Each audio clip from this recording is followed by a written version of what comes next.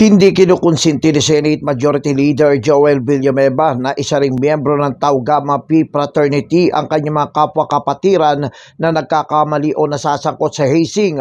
Katunayan, nauna nang nanawagan si Villanueva sa pamunuan ng Tau Gamma Pi Fraternity ng Adamson University at sa mga otoridad na tiyaking mabibigyan ng katarungan ng pagkasawi dahil sa hazing ng engineering student na si John Matthew Salilig.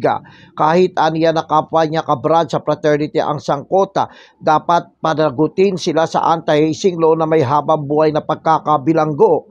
Bilang miyembro ng Tau Gamma Pi, sinabi ni Villanueva na nakakapanlumo ang nangyari lalo na't hindi aniya ito parte ng kanilang paniniwala at ipinaglalaban. Binigyan diin ng majority leader na hindi nasusukat ang tibay ng samahan at kapatiran sa hazing o iba pang uri ng karahasan.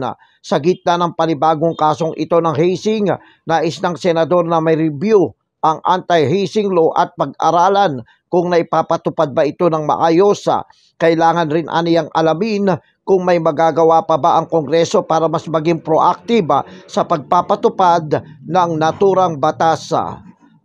Ako, si Jojo Sikat, walang inatasang balita.